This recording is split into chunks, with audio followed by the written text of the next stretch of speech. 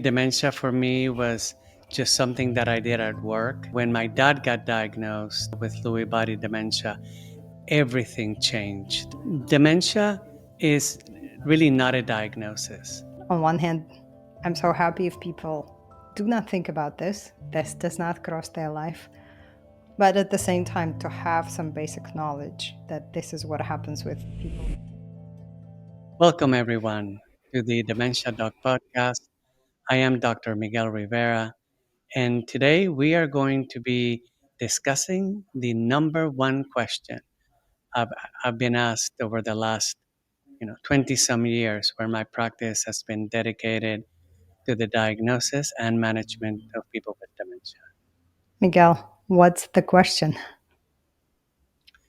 So the question is, hey doc, is it dementia or is it Alzheimer's? And what do you think the reason is that people ask this particular question?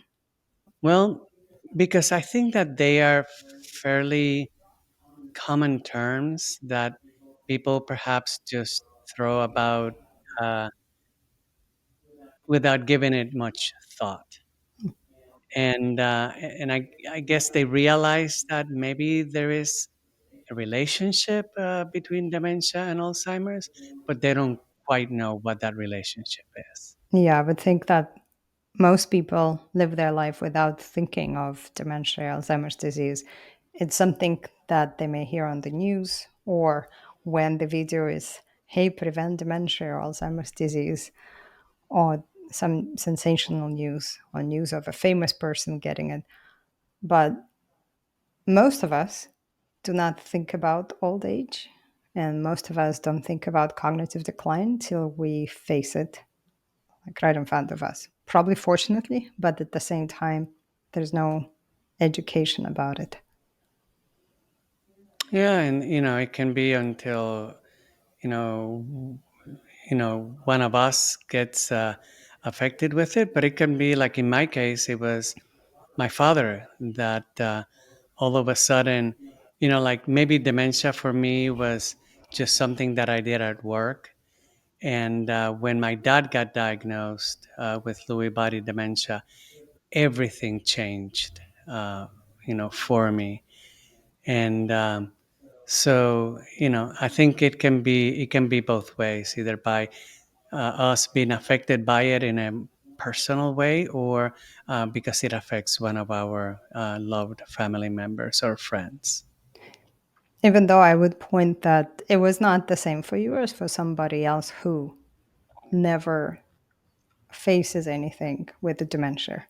Like, let's say someone is a school teacher or someone works in finance, and all of a sudden their dad gets diagnosis. I think it's very, very different. As much as, yes, on emotional level, the internal experience is very different. But to know what to expect, to know something about medications, to know the specificities of each dementias, I think gave you still a, I don't know what's the right word to say here. I wouldn't say smooth, Yeah, like but a yeah, uh, yeah, I agree. I definitely, let's say, had a unfair advantage in terms of taking care of my dad because I was so familiar with dementia in general. What I was perhaps not so familiar with was the impact that being a caregiver would take on myself and on my mom, who were the primary caregivers. yeah.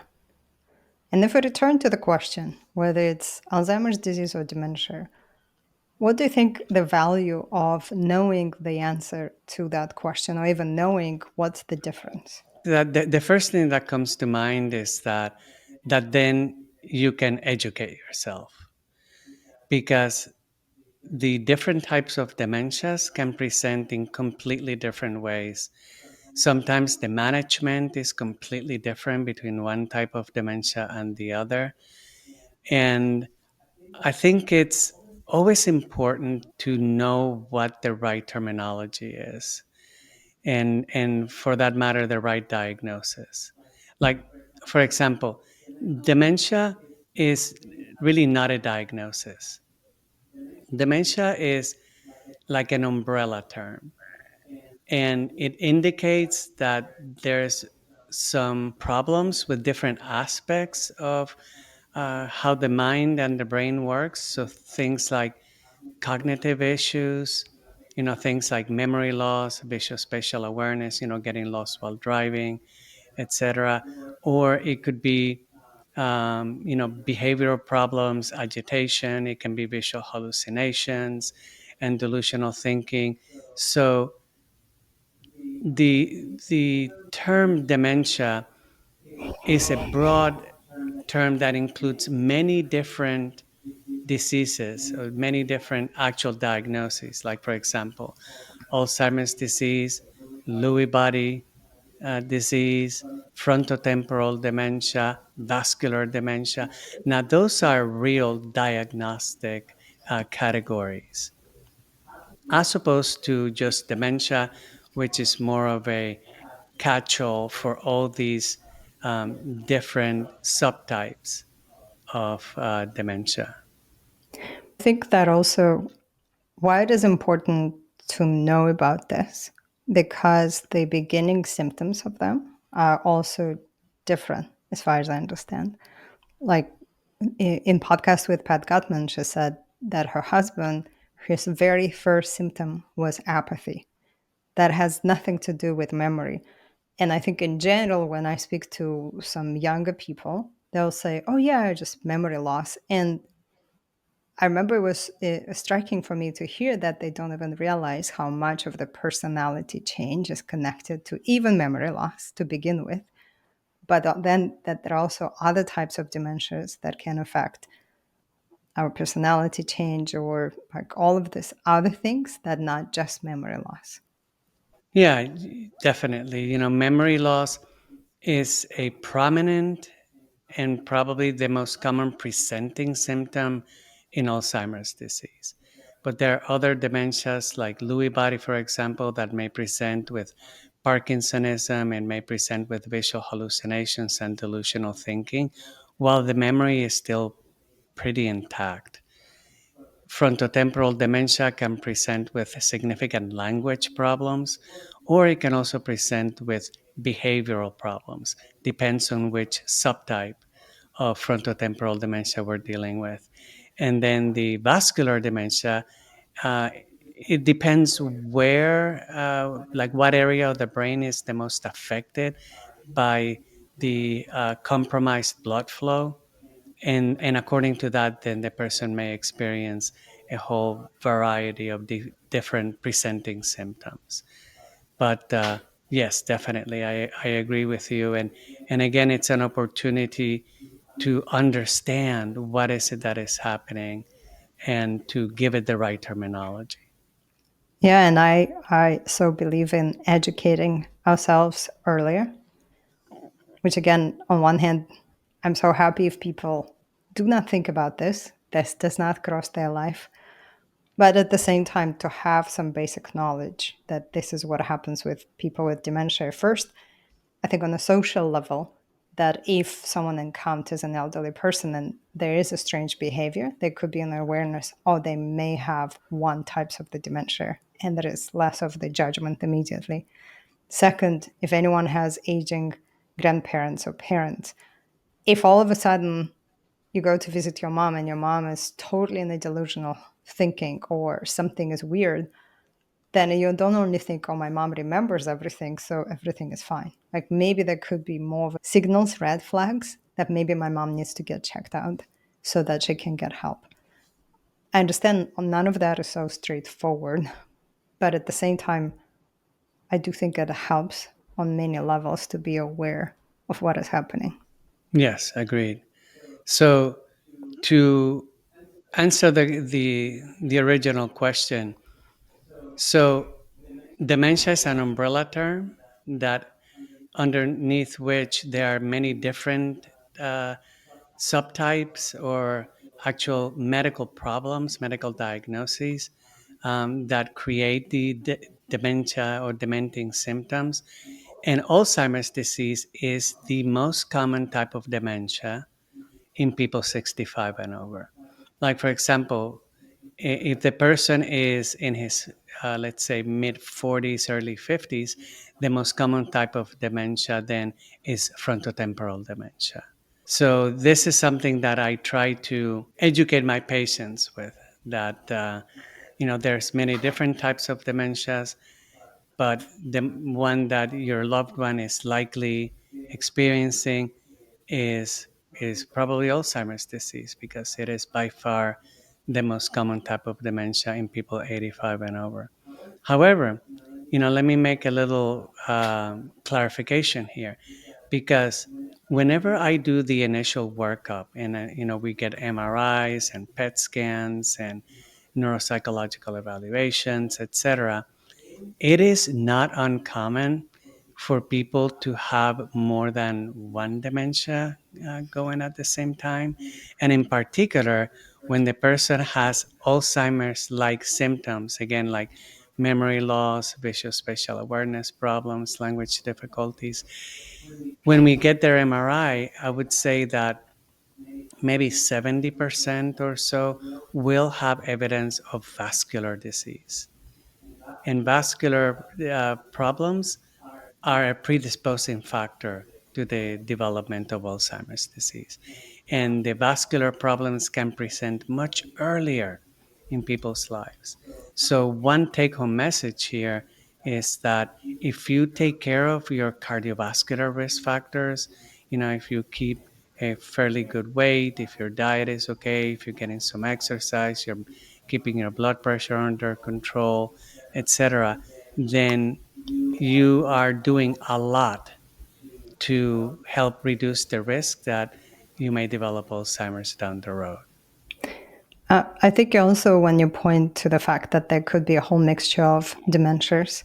So one area we spoke that it's important to be educated so that you can understand what is happening with your family members. The other part of it, that if you get the diagnosis, to have the correct diagnosis, as you said, dementia is not a diagnosis, it's an umbrella term. But to have a correct diagnosis helps to ensure a better quality of life. I would think treatment is a bit weird word, I guess, here. I guess it's treatment, but it's not curable. But still, as we discussed in many podcasts, the way you would deal with Alzheimer's disease versus Lewy body dementia or the other types would be different.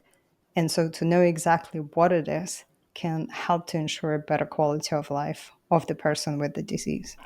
Absolutely. And, this reminds me, because I've been saying, it's important to use the right terminology.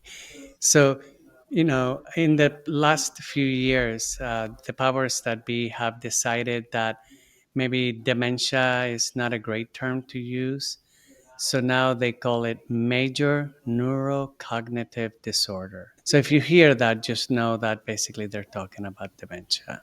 It would be interesting to look up what prompted them to change. Maybe whatever dementia or dementia means in Latin. That's, I don't know, someone felt that it's maybe a little bit offensive or that they prefer the other term. Who knows? Like, we don't know.